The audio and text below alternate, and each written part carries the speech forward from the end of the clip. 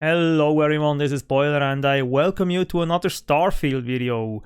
So today I want to cover a subject that is very dear to me personally, and this is modding. So Todd Howard has said about Starfield that it will be a modder stream, and I absolutely agree with that without having actually the game before me and being able to play it.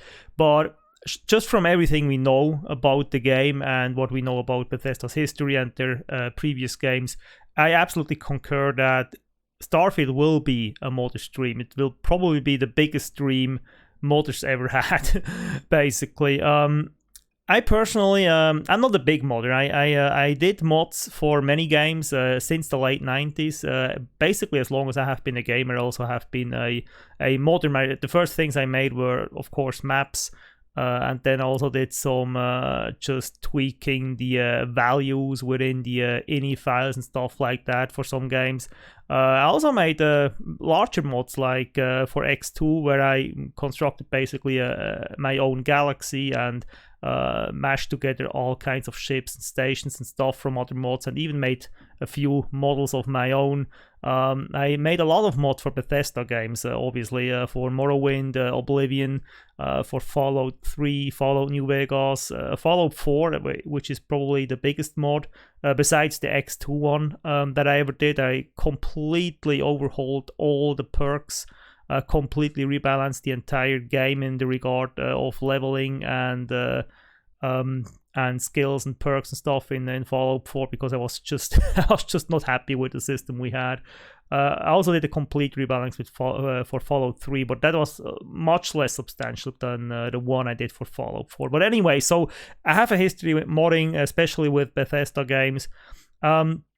Because, well, Bethesda games are just so easy to mod. Well, we get the development tool, we get the creation kit, we can basically, if we want, create our own game with that. Okay, I mean, just look at Enderal or other complete conversions of any of the Bethesda games. I mean, basically, this tool is so powerful. You can just take the engine and make a completely new game on top of the one you have. So that is absolutely insane. I mean, there's not many instances where that is actually possible in such an easy way. I mean, of course, it's a lot of work, and you need to understand programming, and you need to be able to make 3D models and stuff like that. So, and animations, of course, and a lot of other stuff that I don't know how to do. So if I say it's easy, I just mean compared to other games. I mean, there are games out there where it's just basically impossible to mod anything in, because the game files are just so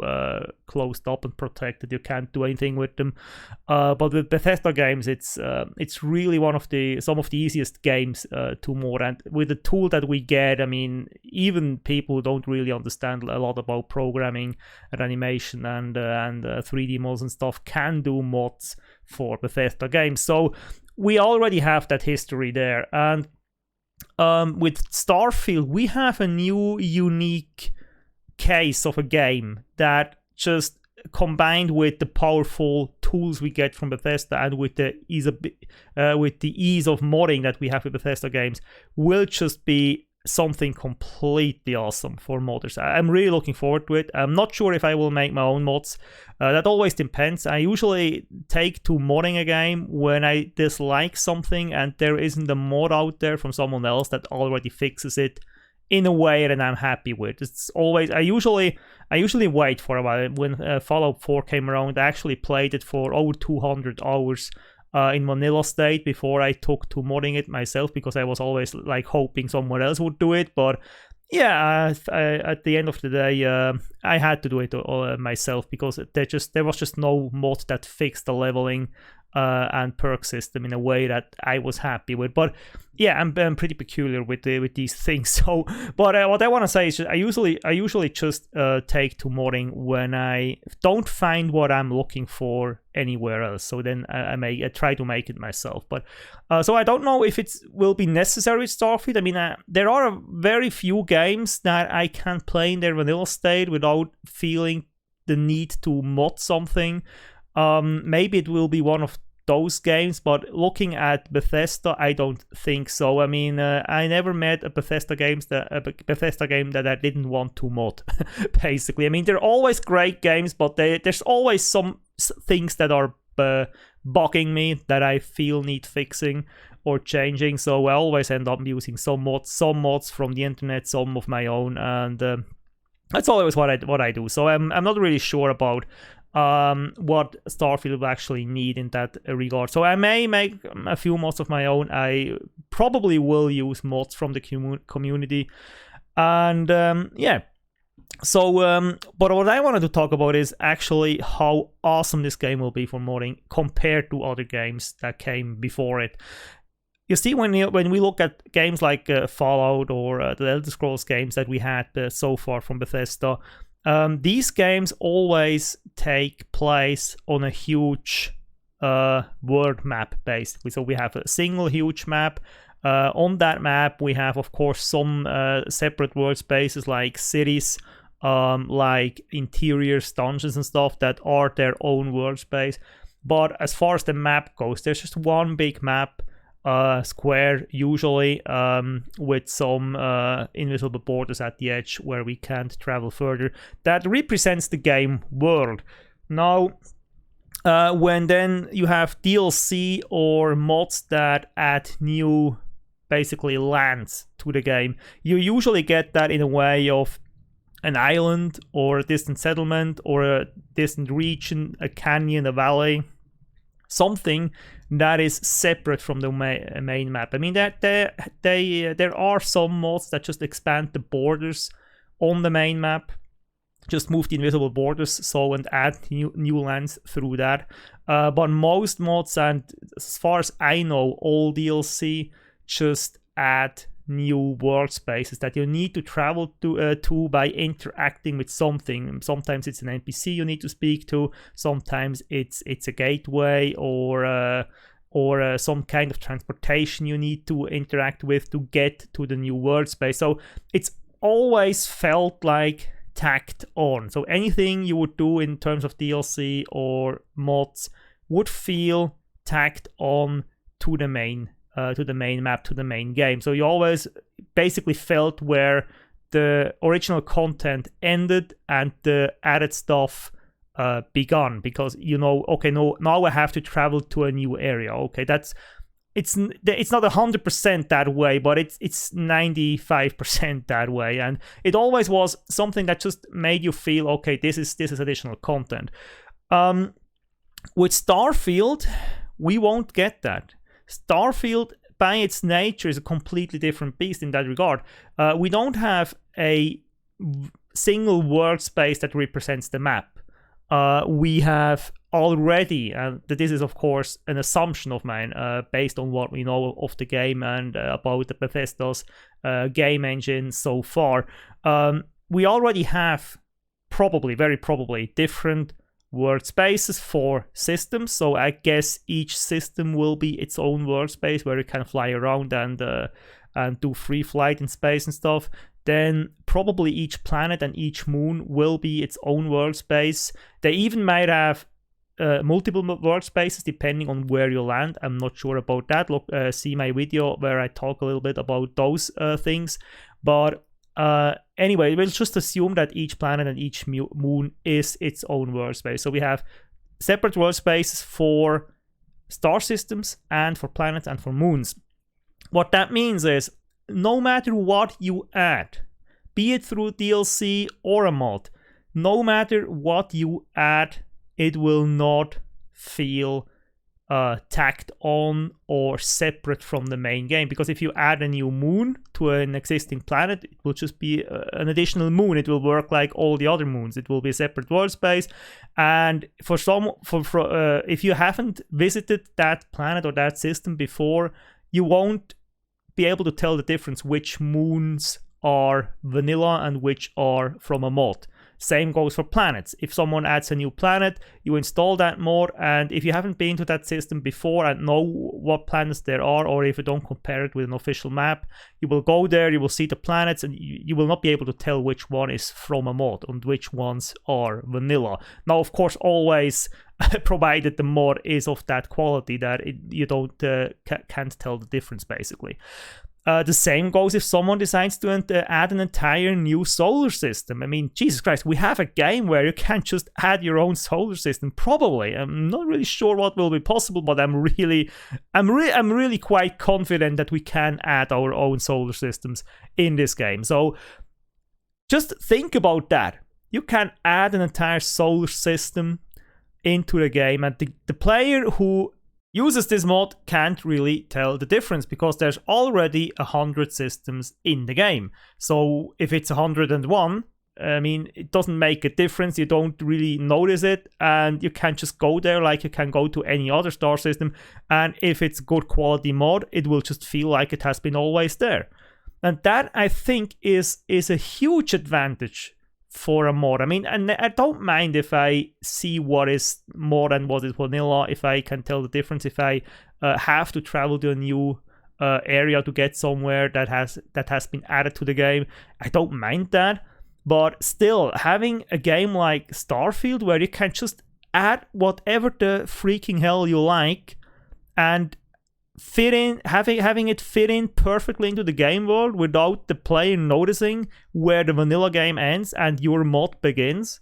That is amazing. That is something new. Now, of course, if you could do that in the old games, if you just added a settlement or a new location or a new dungeon. I have played a lot of mods where that was done, and of course, if that is done in a good way, in a professional way, then you don't notice. Okay, I have. It's the same with DLC. If it's just a story DLC that adds maybe a few new locations and a few items and just new NPCs and quests and stuff, but it doesn't add additional areas, it's the same. Okay, you don't notice where the vanilla game ends and where the new content begins, but the difference here is really you can now add completely new workspaces and not just expand the borders a little bit on the edge of the map. You can, or you don't have to make a separate map and link it with the main map and stuff. You add a planet, you add a moon, you add a solar system, whatever the hell you want, and it will just fit in seamlessly with the vanilla game. That is amazing. On top of that, of course, I'm pretty sure we will be able to add settlements and outposts and crash ships and whatever the hell we like to already existing moons and planets in the game. That should be possible as well, I think. I don't see a reason why it would not be possible. So even there, I mean, you have so much real estate already because most of these moons and planets will be empty or more or less empty.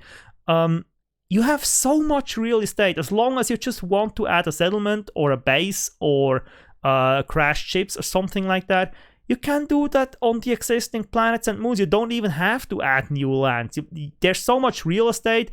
Even if the entire modding community would just use whatever moons and planets are already in the game, I don't think anyone will notice.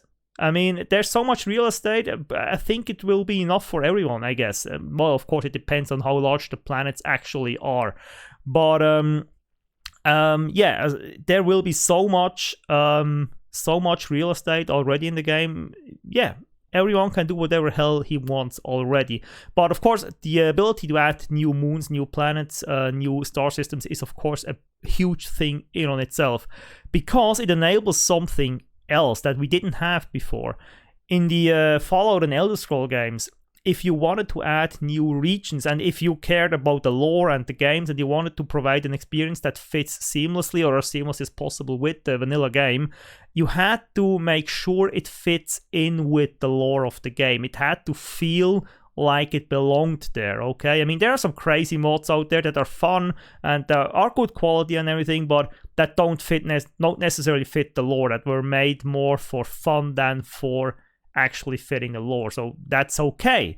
But if you really wanted something that felt like it belonged in the game, you had to make sure you did something that felt like it belongs to that universe. Now with Starfield, I mean, it's a space game set in the future. Of course, there is some history and some lore behind it that you may have to consider depending on what exactly you want to do. But at the end of the day, it's a space game. You want to add a new alien race with its own star system and planets and outposts and ships and stuff, just do it. It's not hurting the lore. It would only be hurting lore, of course, if the game came out and it would basically say, well, there is no alien life, which I don't think it will do. We have alien artifacts and stuff in the trailer already, so I think there will be. I'm not quite sure, but I think even it was already said from Bethesda that there will be some kind of alien thing in the game. So there might even be an alien race already. I don't know, but that would be the only case where you couldn't basically add aliens and have them fit in with the lore. But as soon as there are already aliens, nothing speaks against adding a new alien race. And with that, of course, you can do whatever hell you want. It's an alien race. It doesn't need to fit anything. It's just you can go crazy with it. You can imagine anything you want.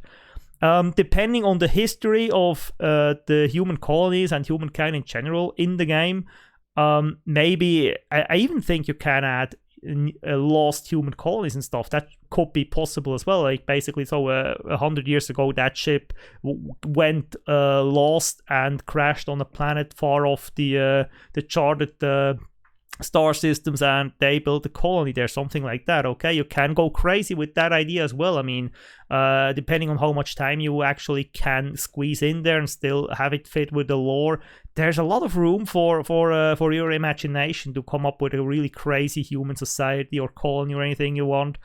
Of course, with the planets you have, you can do whatever kinds of outposts of factions, of crashed ships, and whatever you can do. There's so much possibility here. Never before, and I'm pretty sure when I say that this is the truth. Never before we had a game where you could just go crazy as with this one. When you think about modding, I don't think there was ever a game that had so many possibilities to mod and to integrate your mod within the game without it feeling out of place or tacked on. That I'm really saying that with absolute confidence. I don't know of any game that has this level of modability that we know from Bethesda games, and where their possibilities are so limitless, basically. So I'm really looking forward to this. I'm really looking forward to all the crazy mods we get. I'm pretty sure we will see entire civilizations created with their own star systems and lore and background and just tacked on to the main game. You no longer need to do a total conversion. It's a space game. You want to create your own civilization? Do it. Just tack it on somewhere. Just throw in a few more star systems that they can own, and that's it. I don't know what we can do in terms of conflict, like factions attacking each other and space battles and stuff. We will see. Maybe you can even implement something like that. But yeah, hey, I mean, you can't just go crazy. It's and I go crazy thinking about it, actually. So I'm really excited for this. I have stated before, and I'm excited for the game in general.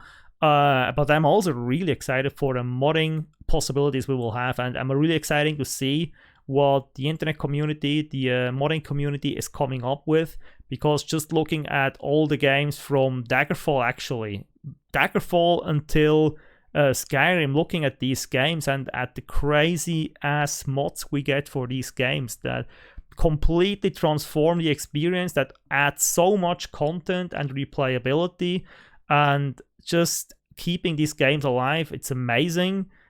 But Starfield, I think, will outshine them all in that regard. I mean, I also think it will outshine them all in terms of the game it will be.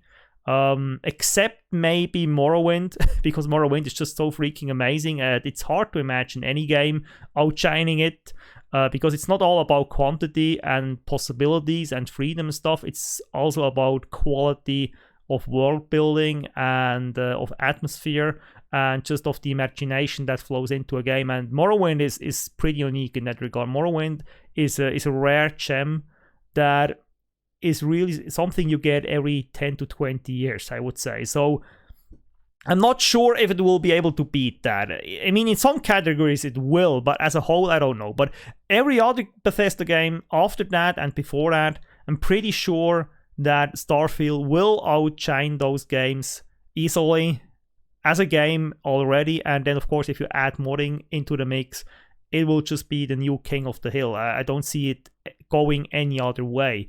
Now the only thing that can go wrong is Bethesda just basically fucking it up, like they did with Fallout 76. Now of course ultimately they will probably then fix it, but I think since Starfield is a new IP, they need to be careful. I mean, with Fallout you can have a stinker. It will not destroy the franchise if you have a stinker, and if you fix it along the way, it will be fine. It will not destroy the franchise. But if you are doing a new IP and you're coming out with a bad game and a bad launch, I think it will be hard to come back from that, because it's not something that people already know. You need to get their trust and their confidence for this new IP. And if the first thing they see is like it's buggy, it's messy, it doesn't work, it bad performance and whatever, they will just not care about it. And if you fix it after 1 or 2 years, nobody will care. Okay, I mean, of course, No Man's Sky showed that it can be possible to come back with a new IP after a disastrous launch. But I don't think you can count on that this works every time. So you need to be careful with Starfield, Bethesda. Please be careful. I believe that you have pushed back the release date to make sure you don't mess it up. I hope that was the reason for it, and I hope you will only release the game when it works, at least reasonably well. I mean, we know that games of this scale will never be bug-free when they are released. There's always something, but I really hope it will be in at least playable state, not like Fallout 76, which was not in a playable state when it came out. It was in a early beta testing state when it came out. But anyway, so that's not what I want to talk about. So I think I said everything I wanted to say about modding Starfield. What do you think? Let me know in the comments. And yeah, I'm still pretty excited. I'm really waiting for more news to come out on this game, more footage, more information. And if we get it, I will definitely cover that on my channel. And yeah, I hope I see you then. If you liked the video, please leave a like below. Consider subscribing to the channel if you haven't yet. Be back for more Starfield content, or watch some of my other stuff I have on my channel. And until next time, I wish you all the best. Have a great time. Be safe. Stay healthy. Bye.